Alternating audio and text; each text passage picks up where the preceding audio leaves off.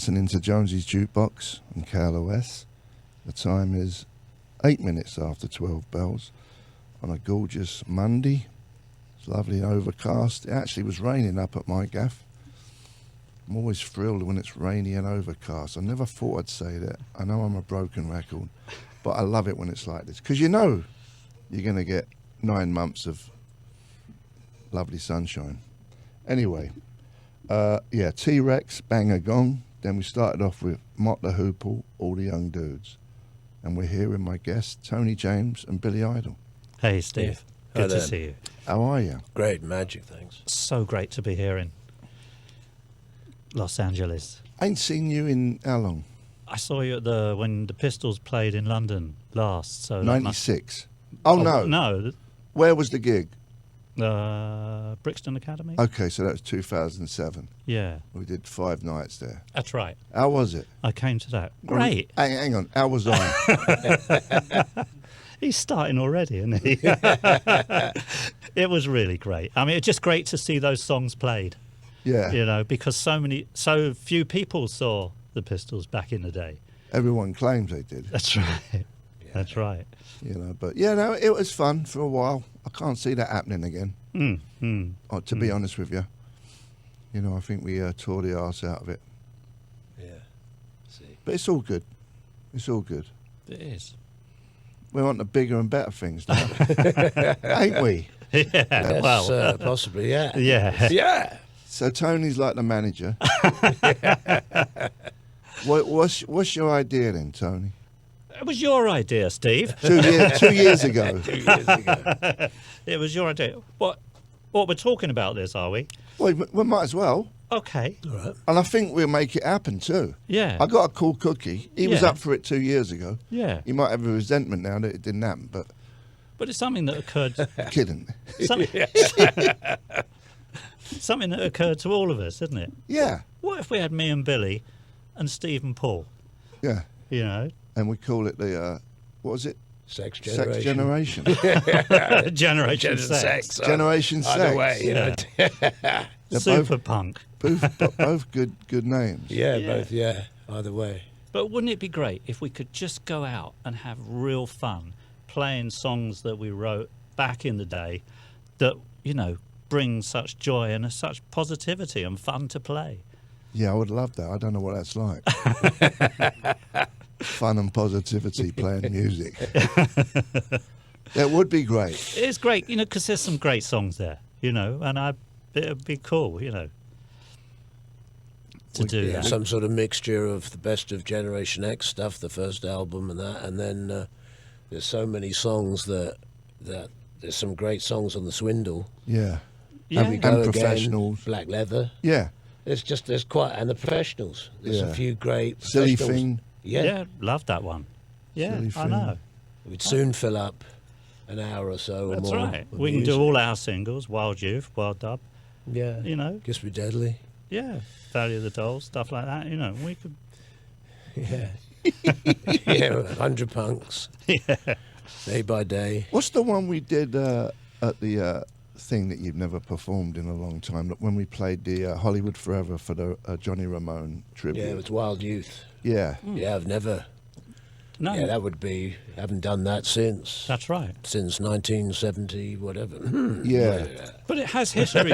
Has history too, because obviously you play. You're the guitarist on Dancing with Myself. That's right. Didn't we rehearse though in the studio with you, me, and Cookie and Billy, or did I dream it? I don't know. If we did, I don't remember. It's Yeah, a blur. I don't remember that. I remember Playing doing. with Cookie. Did we do it at Wessex? At We did no, something Air at Stu- Wessex. No, we Air did. Studios Yeah. upstairs. Yeah, doing- but I remember doing dun dun dun dun dun dun dun dun dun dun dun dun dun dun dun dun dun dun dun. La la la la. I remember doing that in Untouchables. Wessex. Right. Yeah, maybe it was Wessex. Yeah, I think it was there. It was no, we didn't do anything at Wessex Studio. No, not on that album because we did Valley of the Dolls in Wessex, and you did Yeah, Bollocks yeah. in Wessex Studio. We yeah. did most So of I it, think yeah. it was there because we recorded all the guitars Air Studio. I remember passing out in there. That was a lot of fun. Yeah, that day I'd actually got to the studio, and Steve had come to sort of hang out with us. I think to see this sort of what we'd done with Dancing with Myself, the results. Yeah. And then I'd nipped off to the bog for back in those days we were still being a bit naughty, and whipped off to the toilet just to do a quick line. And when I came back, Steve was on a gurney being taken out by the St John's Ambulance Brigade. And I couldn't believe I was going, but you looked at me from the gurney and said, I'll see you later, Bill. See you at the club. And they were carrying you out. And I was going, what the hell happened? And while I'd been in the bathroom, you were listening to the track and you'd started to have some sort of reaction. Seizure. Yeah, seizure. And you started to roll all over the desk. And I think everybody at first thought you were just messing about, you know. And then you started to froth at the mouth, and then they realised, oh no, something's... They're like, he's frothing at the mouth. Not just messing around, excuse me. That's my French, yeah. He's frothing at the mouth. He really is a good actor. But then, as Ziggy would say, boy, could he play guitar. Yeah. But it was that was a fun time. I was a mess. I just got back from Thailand. That's why I was wriggling around on the floor. Yes. I was doing so much gear in Thailand, and I don't know if you know, it's very strong there. Oh, yeah, China White, yeah. And I came back and I couldn't keep up, and I went into convulsions.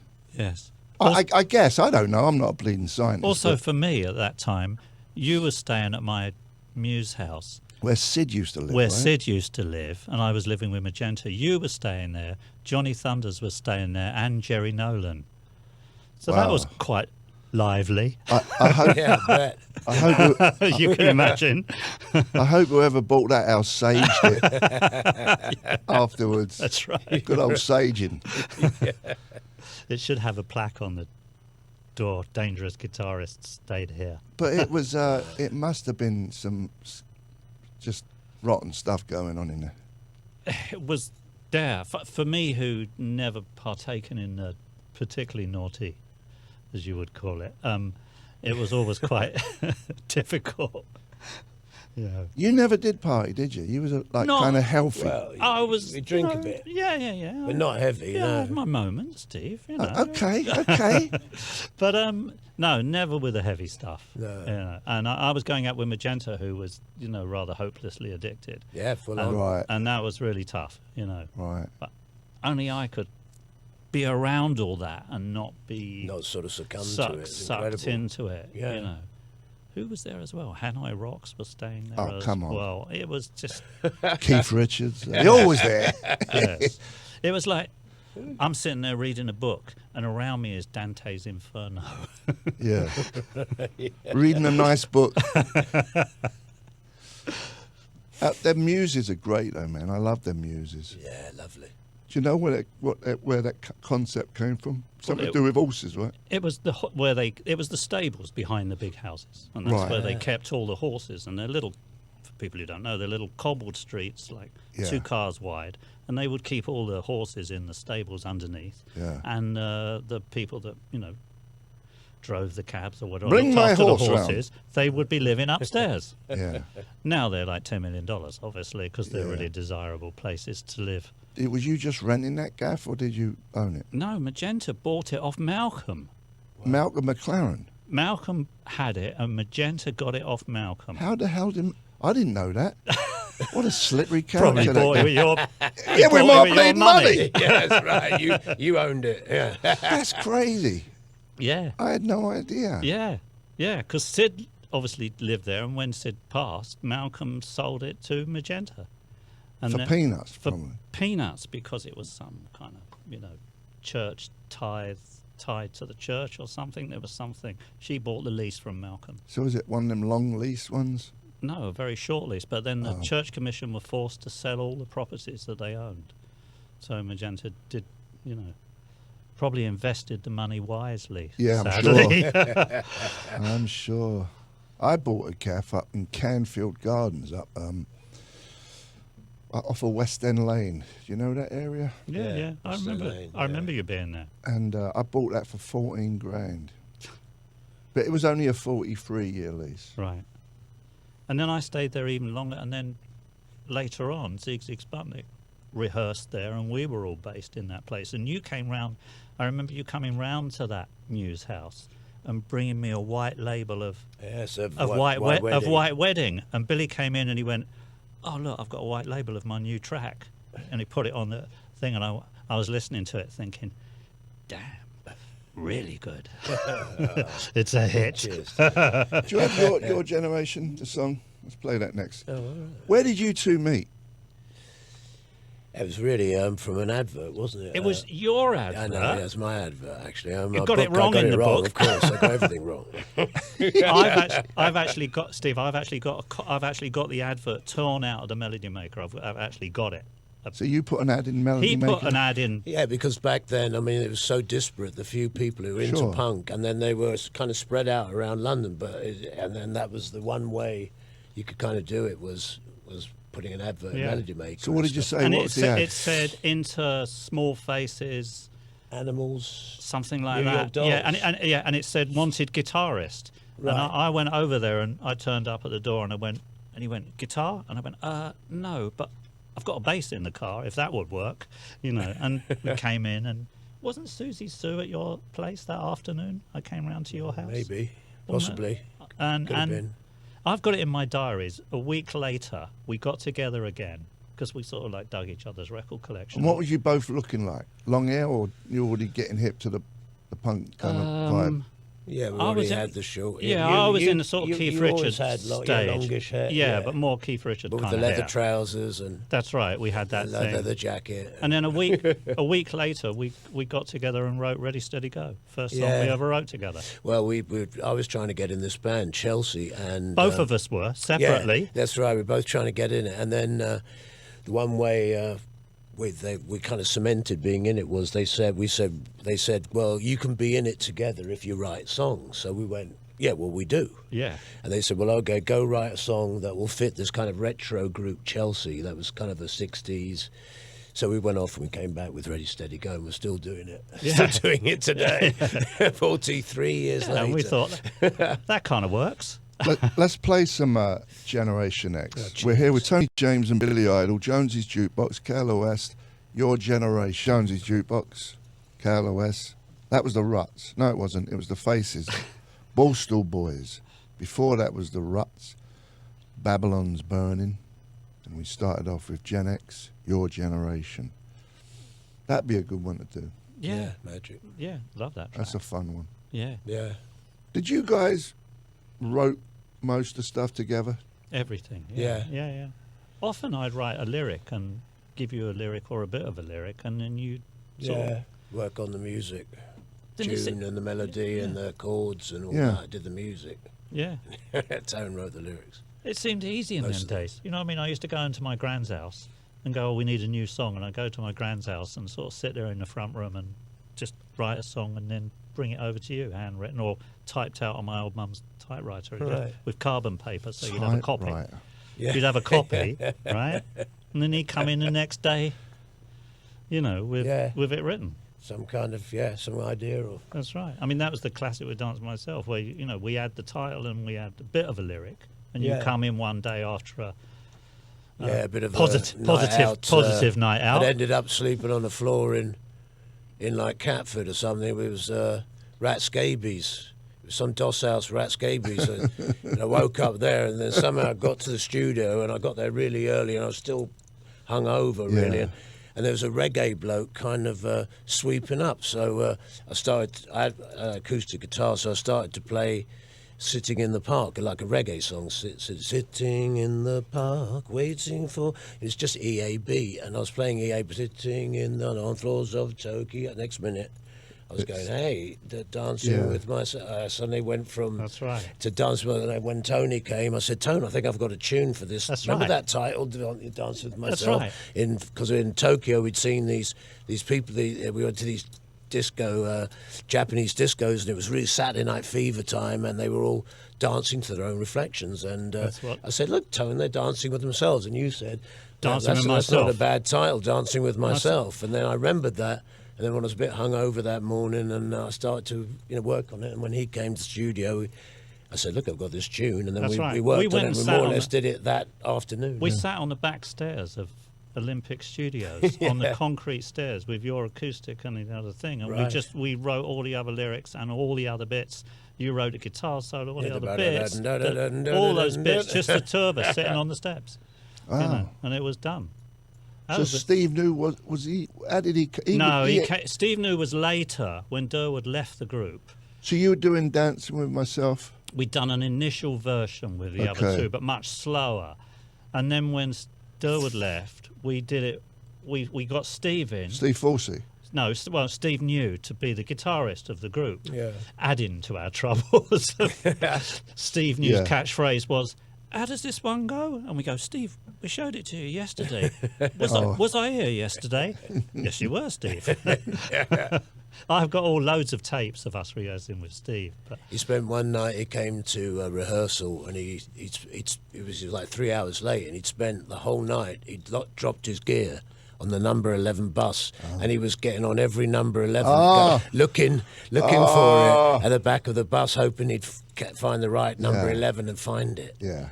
Because he never... His drugs, you mean? Yeah. Not his gear, meaning his amp and guitar. His drugs. Yeah, if it was guitar, that'd be like, oh, never mind. It was his drugs, yeah. Yes, yeah. But he was such a magical player because he was so out there. He was like a Syd Barrett type character, wasn't he? He looked great. He looked great. Fantastic, you know. And, I mean, we did some great stuff with him, you know, when we recorded Dance Myself, we ran the tape. Do you remember? He was already playing, and they ran the tape, and he sort of got in time with it, played the track, and then the track finished, and he was still playing. Yeah.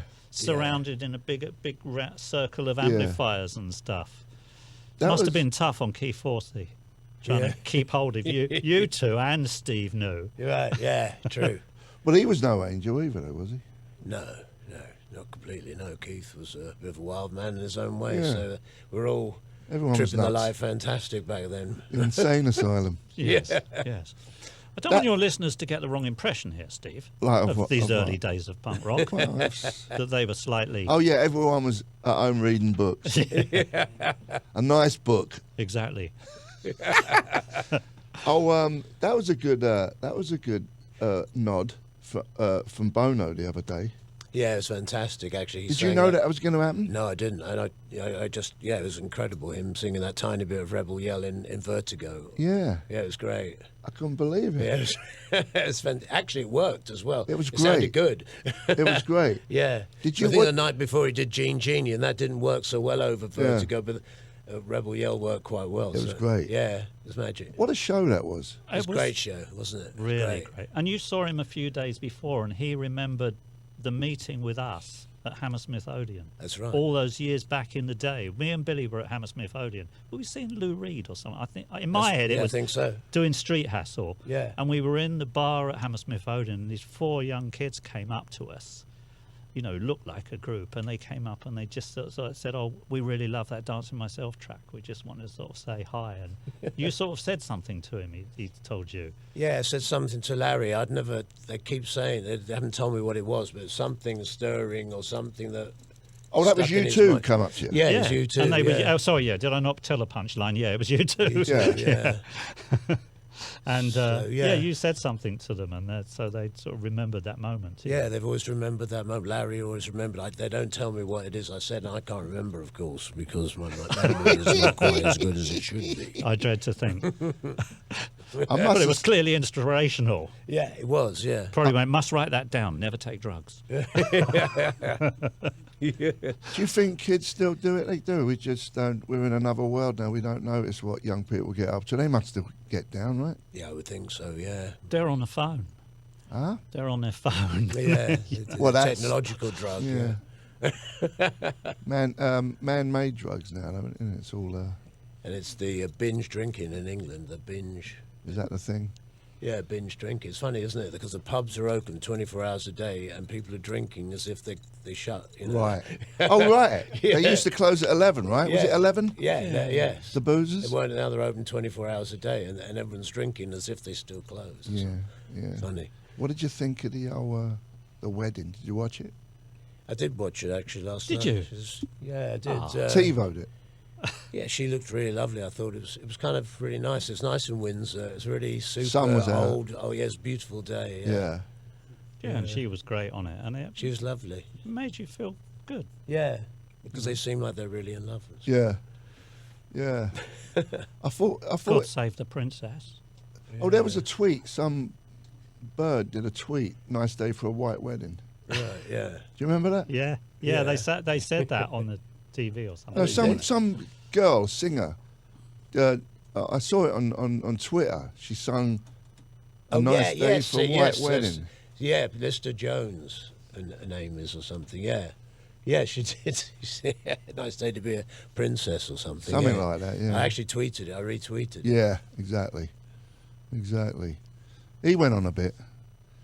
The black geezer. Yeah. I thought he was It great. was fun though. It was kind of fun. I thought he just went on a bit too long, It man. was tiny, but maybe the thing about fire in the middle of it all kind of went on a bit. Yeah, I love the young kid though. Yeah, that was playing the cello. Yeah, Ave Maria. Yeah, it's beautiful. He was great, that kid, man. It's fantastic. Yeah, it's lovely. Should we play some music? That's what We're going to play Generation X. Ready, steady, go. All right. Jonesy's 43 Jukebox. years. Huh? 43 years. 43 years ago. Jonesy's Jukebox, KLOS, with my guest, Billy Idol. KLOS. That was Jonathan Richman, Modern Lovers, She's Cracked. Before that was Roxy Music, Remake, Remodel. Then we had Generation X, Ready, Steady, Go. And we got half a Generation X in the studio right now. Mr. Billy Idol and Tony James. Yes. Yes, sir. 3 bags full, sir. Where did that term ever come from? Yeah, 3, I don't know, 3 bags full. But I have no idea. Is that some sort of Builder filling up with cement or something? dropping off coal type term? Could I have 3 bags full? So, yeah, well, I don't know. Often there's some book that has all the origins of Old English. I love all that Slang. stuff. Or Yeah. any slang. Yeah, you know, where Yeah, it tells Kit you and all about. Caboodle has things like that. Where did Kit and Caboodle come Yeah. from? I can't remember where, but it has all those sort of things. Whenever you think of, yeah. Yes. Something, Urban Dictionary or something like that. Yeah. So you go on the road. You got a thing next week, Bill, Yes. at Largo. Yeah, that's right. Actually, on Tuesday, 22nd. It's actually sold out. It's just me and Steve Stevens. Acoustic. Completely That's acoustic. tomorrow. Actually, yeah, it's tomorrow. Yeah, It's right. actually tomorrow. yeah, it's tomorrow. Yeah, what am I saying? Yeah. I think we should go to that, Steve. Largo is the gaff on. That's the the Beverly only Centre? I think. Oh, it's next to the lingerie place. Yeah, there The you go. lingerie. Yeah. You Ne- would know that. What do you mean? Trashy. I've seen your Instagram feed. It's next to the lingerie and the vegetarian restaurant, Oh, all right. Nice. Real Food Daily. I call it Cardboard Daily. Ain't you a vegan? No. No. I eat clean. Like, what do you mean? Well, but I eat meat. With a knife and fork, Yeah. not with your fingers.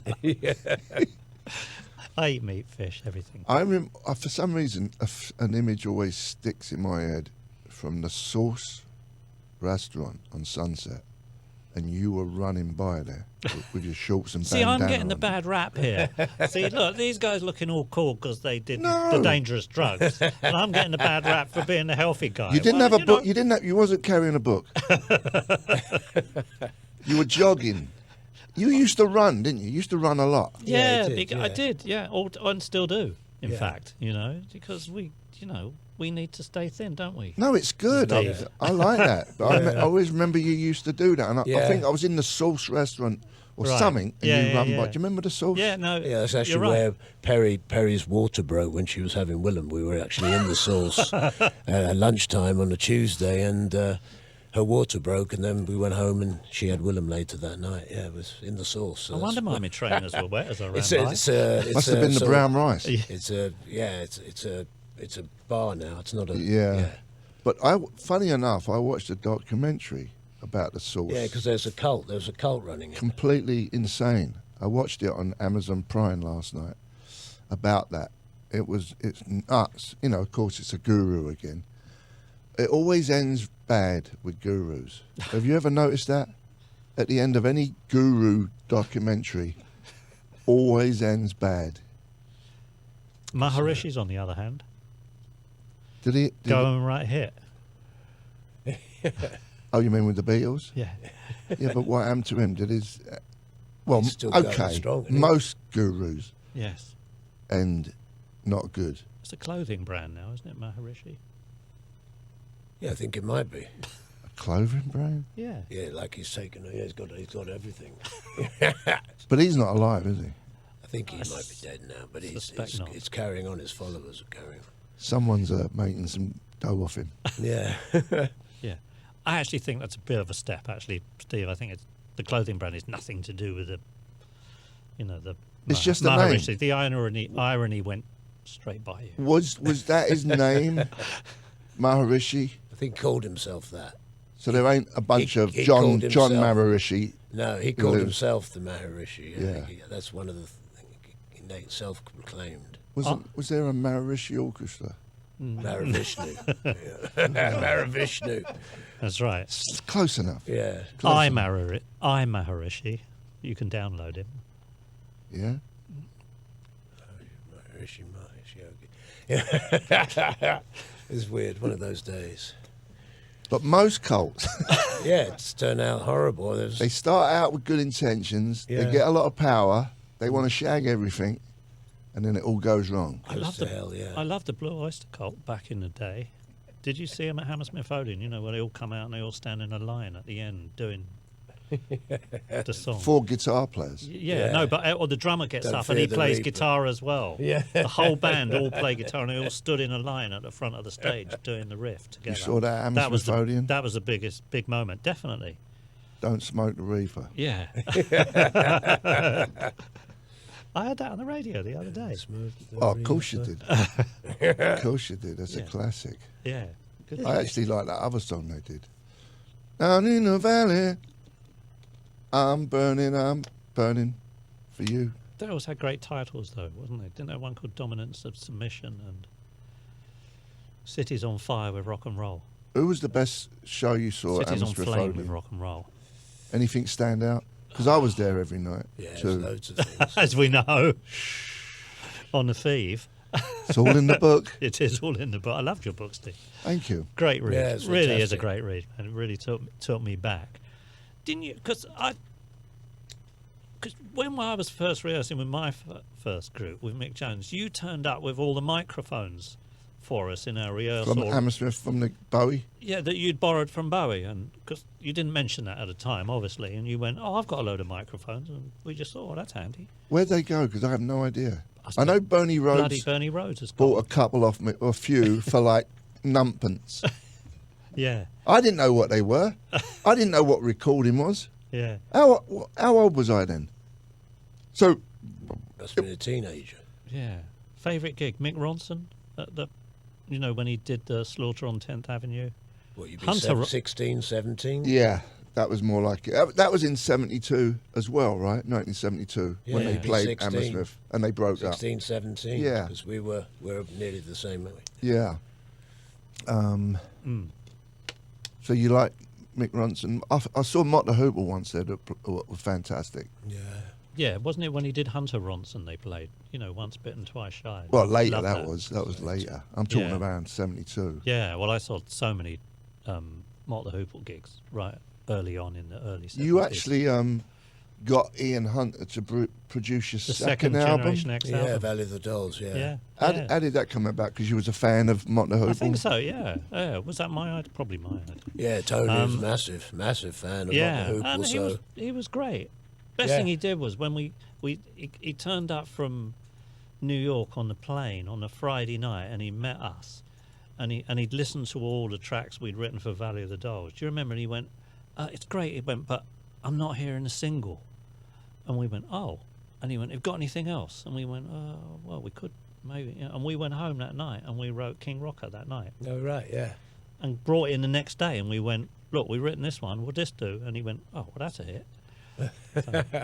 There you go. We're still doing that as Isn't it well. easy? Wasn't it easy I'm still then? doing that as well. Because you didn't have that pressure of thinking it. 9 million years later. Yeah.